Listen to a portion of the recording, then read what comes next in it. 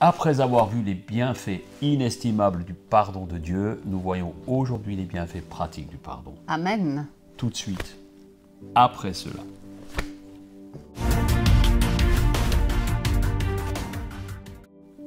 Bienvenue chers amis. Bienvenue à vous tous. C'est un plaisir de vous retrouver à chaque fois sur cette chaîne YouTube Vie chrétienne. Voilà, je suis Serge Herbrecht, pasteur de l'église Vie chrétienne et voici mon épouse, ma chère Fabienne. Et nous avons le plaisir de vous servir. Et nous sommes très heureux de vous servir. Voilà, alors merci de partager ces vidéos. Et à chaque fois, à chaque nouvelle vidéo, nous sommes excités de voir que vous êtes encouragés avec cela. Amen.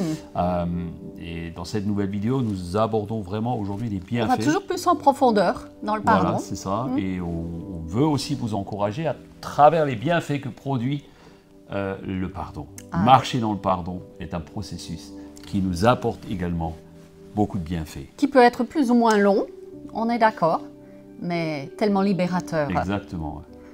Alors, on a déjà vu tout un début de processus pour commencer à entrer dedans. J'espère que vous avez pris des notes. Que le Saint-Esprit vous a révélé des situations, peut-être, qui vous ont blessé, où vous avez besoin d'accorder votre pardon. Et aujourd'hui, nous voulons aussi vous dire que ce n'est pas juste un acte d'obéissance. Parfois, ce n'est pas une contrainte, le pardon, mais c'est pour votre bien. Oui. C'est pour notre bien. Amen. Pardonner nous accorde tout d'abord le pardon du Père. Oh oui. Et nous allons lire dans l'évangile de Marc, au chapitre 11, verset 25, « Si vous avez quelque chose contre quelqu'un, pardonnez. Pardonnez, afin que votre Père qui est dans les cieux vous pardonne aussi. » Combien nous avons besoin nous-mêmes de pardon. Et nous avons vu le bienfait gratuit du pardon que Dieu nous accorde lorsque nous nous repentons de nos péchés. Oui. Le bénéfice en est le salut. Tout simplement. Et ô combien nous en avons besoin. Oh oui. Et les bienfaits du pardon que nous vivons ici-bas chaque jour. Alors on va citer quelques bienfaits. Dieu nous donne aussi cette capacité de recevoir les choses ici-bas. Souvent les gens disent « Ouais, mais moi je préfère vivre ma vie ». Mais vivre avec Dieu, c'est vivre sa vie à chaque jour. Et Dieu nous donne ses bienfaits. Lorsque nous pardonnons, on se sent premièrement tellement plus léger. Et parfois, il y a des choses qui nous collent à la peau pendant des années.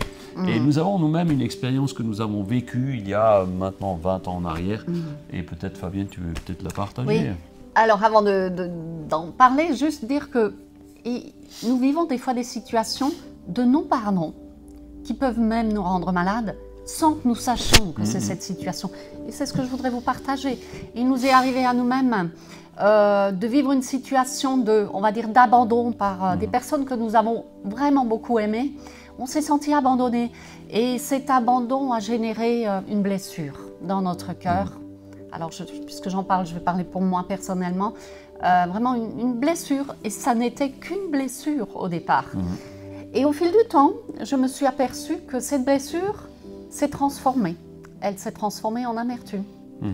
Et par un concours de circonstances que le Seigneur a permis, nous avons pu retrouver ces personnes, nous avons pu parler librement des choses qui se sont passées et accorder tout naturellement un pardon.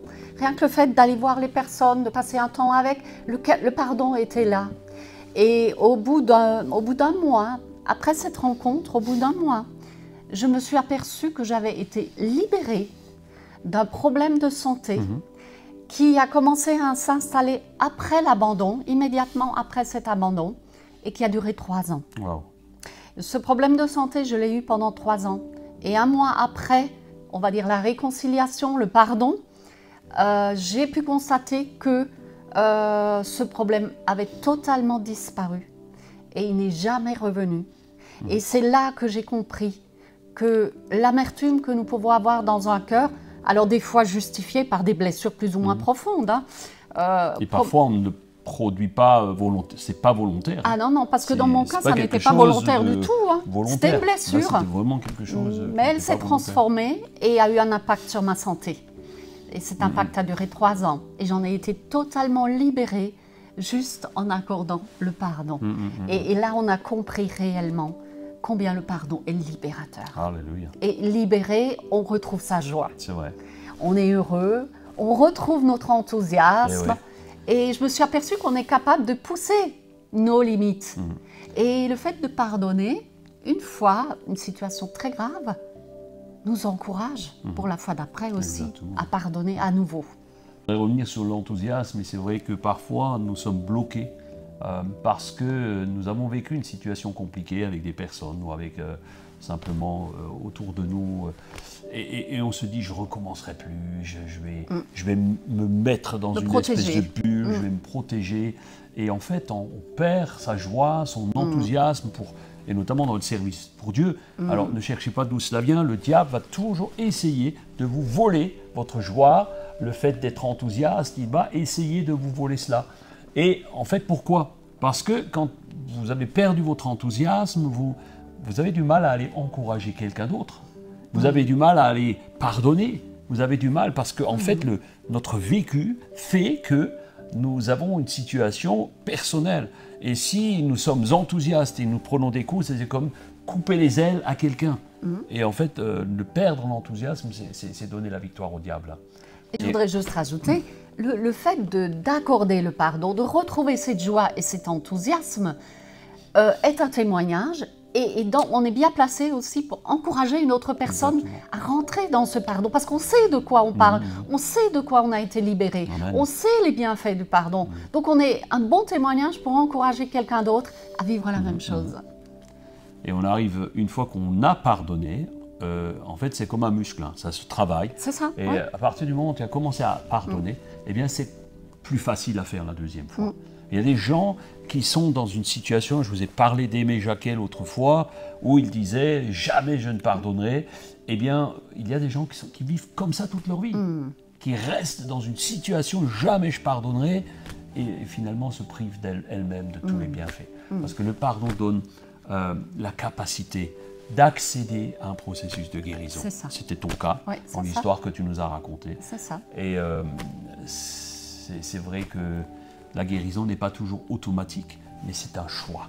Et je voudrais dire que toutes maladies ne sont pas liées à un non-pardon. Ce n'est pas du tout ce qu'on dit. Exactement. Mais dans mon cas, ça a été. Et j'ai pu voir qu'effectivement, le non-pardon génère aussi des maladies. Ouais, c'est ça. Alors, on peut rester toute sa vie avec une blessure si tu ne choisis pas de pardonner. Et cette blessure, ce non-pardon sera capable finalement de vous empêcher de vivre une vie heureuse tout au long de... Épanouie. Toute votre vie. Et c'est dramatique. Il y a tellement de gens qui sont dans des situations catastrophiques, qui souffrent de cela et finalement ne veulent pas se remettre en question. Mais parce qu'ils n'ont pas compris qu'ils se punissaient eux-mêmes finalement. C'est exactement ça. Il ne faut pas, en étant dans cette situation, il ne faut pas de mal à la personne qui les a blessés, mais ils se font chaque jour du mal. Et autant qu'il y a...